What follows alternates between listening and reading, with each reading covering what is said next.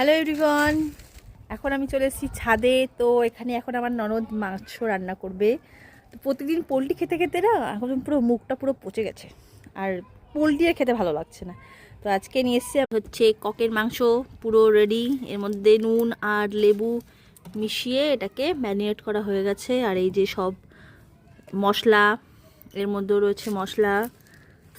এই যে পেঁয়াজ এখন হচ্ছে পেঁয়াজ ভাজছে, এরপরে সব মশলা মিক্স হবে।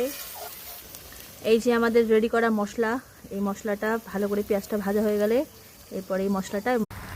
তো মাংস এখন কষছে, এখনও মাংস হতে লেট আছে, কেননা ভালো করে সিদ্ধ হতে সময় লাগবে।